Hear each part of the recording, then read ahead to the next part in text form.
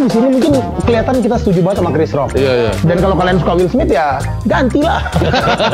Menurutku ya, dia tuh ngomongin yang jada itu tuh bukan di kecacatan, Tapi di kemaluan. Karena kan bentuk kepala jada tuh kayak yuk lanjut.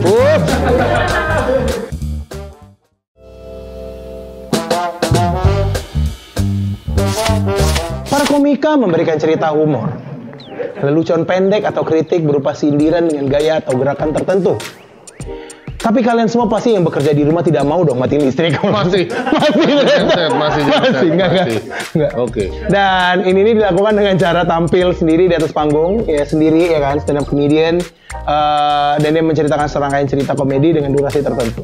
Usut punya usut, ya kan. Seperti yang kita ketahui juga, stand up comedian itu disebut dengan komik atau komika. Betul. Kalau di Indonesia tuh serapannya jadi komika. Pakai K. Kalau di luar negeri tuh komik. Karena kita di sini bentroknya sama komikus ya. Komika, sangkanya komik buku bacaan kartun anak-anak itu. Jadinya komika. Dan materi stand up komedi yang berupa monolog merupakan hasil pengamatan keresahan atau tragedi yang pernah dialami oleh komikanya tersendiri ataupun opini yang dibalut dengan sentuhan komedi. Benar. Nah ini orang yang perlu pahamin stand up comedy itu sebenarnya berangkatnya itu dari tragedi kan sebenarnya. Betul. Dari tragedi, dari opini. Betul. Gitu. Jadi ya kayak bagaimana anak-anak stand up comedian itu tuh punya kemampuan berdamai dengan masalahnya sampai dia tuh mau masalahnya ini ditertawakan oleh dirinya sendiri dan orang banyak. Iya. Dan kalau menurut Bang Popon sendiri nih, stand up itu tuh berangkatnya tuh dari mana dan gimana sih sebenarnya? Kayaknya dari sedasar kebutuhan naluri manusia untuk tertawa ya, bikin orang ketawa, seneng, sampai orangnya tuh merasa kemampuan dia membuat ketawa ini harus ditonton sama orang lebih banyak. Kayaknya startnya begitu deh. Kalau aku sih mengutip dari Dave Chappelle, dia tuh pernah ngomong stand up comedy is the purest art yang pernah ada gitu. Jadi katanya tuh gini, ini argumennya Dave Chappelle ya. Dia bilang tuh yang namanya seni itu kan sebenarnya itu punya pesan ya. Betul. Punya pesan di mana orang tuh menyampaikannya dengan berbagai media gitu. Ada yang mungkin lewat lukisan, visual, lagu, suara, film gitu-gitu kan. Nah, sedangkan stand up comedy itu juga adalah bentuk seni yang di mana orang itu menyampaikan langsung pesannya gitu. Oke. Jadi itu kayak dia nggak pakai media apa-apa. Cuman ada orang berdiri pakai mic gitu, ngasih tahu pesannya apa gitu. Oh, makanya dibilang pure. Benar. Nggak pakai media apapun. Karena dia nggak pakai media apapun gitu. Jadi ya sebenarnya itu masuk akal juga sih nemuin oleh Bang Dave Chappelle ya. Komunitas mana itu Dave Chappelle? Indo Balaraja. Jadi perlu kita tahu juga nih teman-teman, stand up comedy itu dimulai dari tahun 1800-an. Itu di Amerika dan wujud pertamanya itu adalah teater. Malah nggak sendiri awalnya. Yes. Rame-rame. Jadi pada dulunya itu di Amerika itu ada sebuah teater bernama The Minstrel Show yang diselenggarakan oleh Thomas Dartmouth Daddy Rice. Ayah nasi. Daddy Rice. Iya. Daddy Rice, maaf. Padahal pada waktu itu bentuk komedinya masih dalam bentuk lawakan yang rasis. Dan gak jarang juga para komiknya dengan sengaja menghitamkan mukanya untuk mengejek orang kulit hitam. Oh, yang mulai berarti orang kulit putih. Orang kulit putih. Oh, ini kayaknya ini kali ya. Ini pada masa-masa ketika jokes-jokes, kamu dari mana? Dari tadi. Ini masih kena nih. Oh, ini masih kena nih masih nih. Pertama kali ditemuin pertama kali ditemukan di sini. Kan? Where are you from? Since then. Jokes apa lagi nih menurut Bang Popon yang mungkin kena? Ada rumahnya di mana ditinggal ini di sini. Oh iya. Rumahnya di mana ditinggal? Masa dibawa-bawa? Ya kan. Ini kena nih ya kan di penonton-penonton ini kena nih. Jadi masih kayak geger-geger banget kan. Geger. Dulu ya kan. Masih kaget. Sekarang kaget. Nah, sekarang kan kaget kita. Kok masih dibawain? Iya kaget. Karena komik yang kaget. Iya.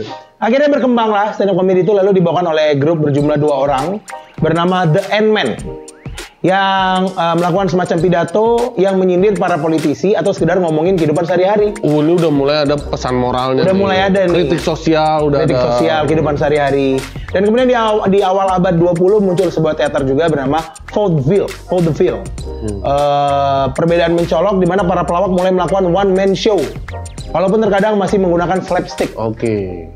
Dikarenakan belum ada mic waktu itu ya, yang membuat penonton nggak bisa mendengar apa yang diucapkan oleh para komik. Jadi masih butuh slapstick. Kayak yang apa namanya? Kayak yang orang duduk tuh kayak wah. Iya. Gitu. Silent comedy juga kan? Silent comedy, ya benar. Hingga pada tahun 1959 muncullah acara The Steve Allen Show yang menampilkan seorang komik bernama Lenny Bruce.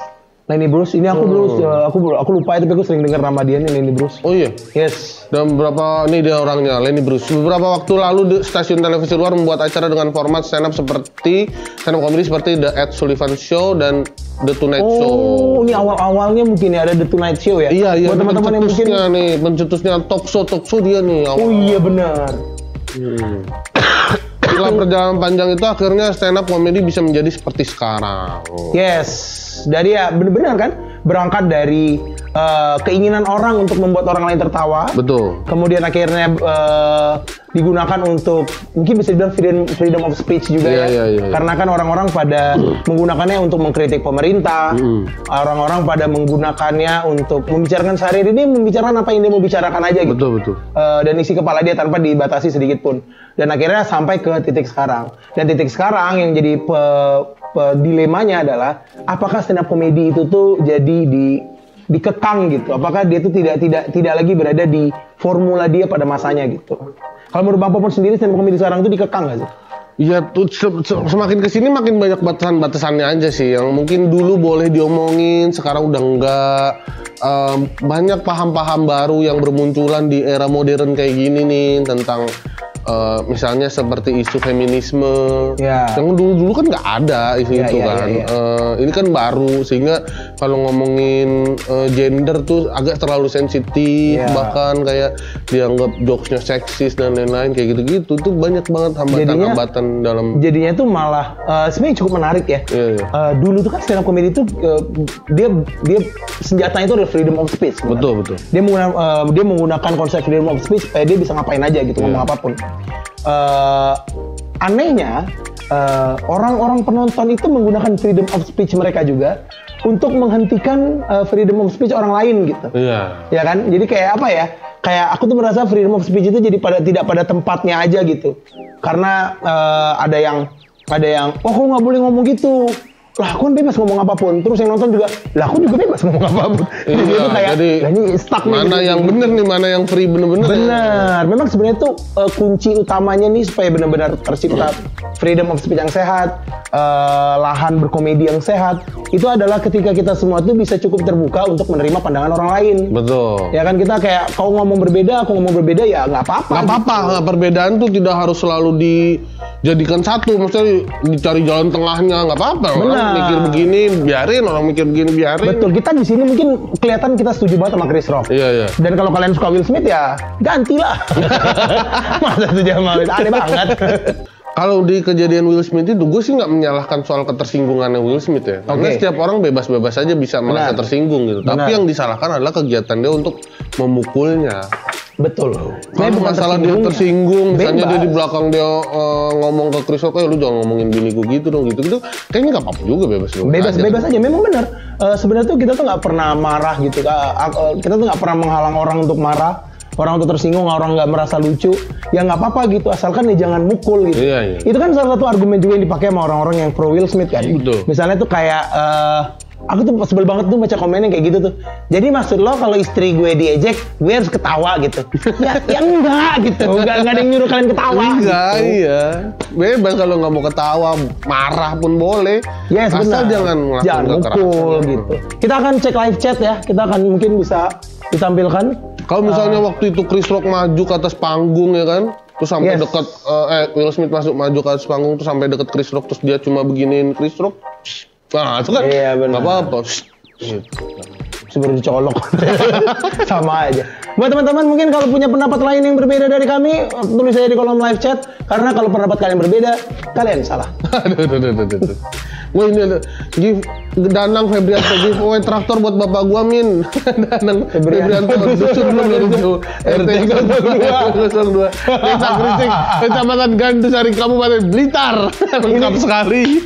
Mas Danang Febrianto usaha yang bagus. Dia yakin banget Mas bakal dikasih ya.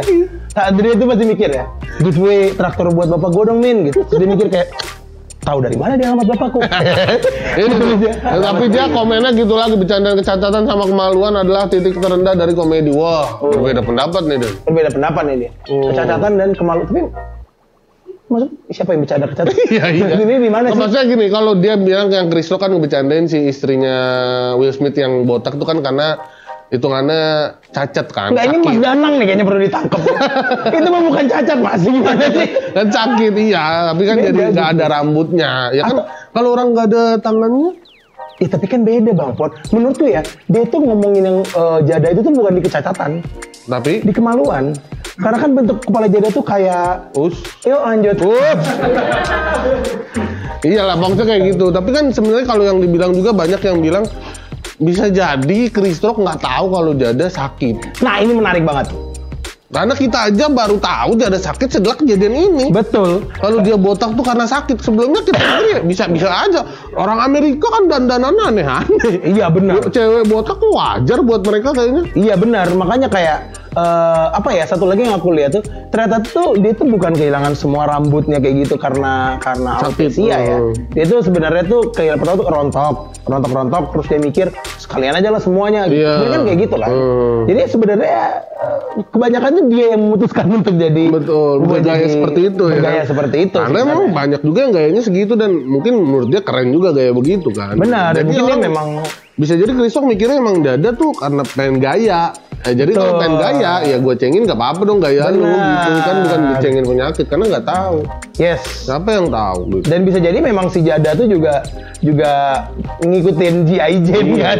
Jadi Nah, kalau ngomongin masalah motong-motong rambut tuh lu kalau mau motong rumput di rumah itu lu tuh gampang banget tuh. Jangan pakai alat cukuran rambut itu karena akan lama sekali. Lama banget. Betul, pasti, kecil ya kan. Masa lu pukul rumput mau nyukur halaman rumput pakai cukuran rambut? Benar. Lalu harus pakai cukuran dari Firman Lawn Mover Series. Lu bisa tuh nyukur rumput yang ada di halaman lo gitu. Selain bentuknya ergonomis, Lawn Mover ini juga mudah dioperasikan. Bisa dioperasikan sama anak kecil juga karena nggak perlu repot-repot karena alatnya tuh ringan, nggak berat untuk dibawa-bawa gitu. Rumput rumah, halaman rumah tuh bisa jadi lebih estetis dengan pakai Firman Lawn Mover Series. Iya, tadi kan Mama bilang dari Kalau mau beli dulu di Firman Online Store. Firman Online Store. Tadi kan Mama bilang berangkat dari motong-motong rambut. Berarti si lawnmower ini juga bisa dipakai ya? Tuh motong rambut. Keren. Nggak bisa ya? Kepotong sepala-palanya. Kepala. Takutnya ya. Daripada daripada membuat suaminya menampar orang. Karena tadi kita udah ngebahas tentang sejarah asal mula stand up comedy. Sekarang jadi pertanyaan kita tuh bagaimana adaptasi stand up comedy di Indonesia? Ada negara Wakanda gini ya. Udah kuduga ada kan. Kalau mau salah ada Salah semua. pihak salah, yang benar juga ada yang benar gitu. Gimana sih? Kalau menurut saya. Gimana ya? Iya.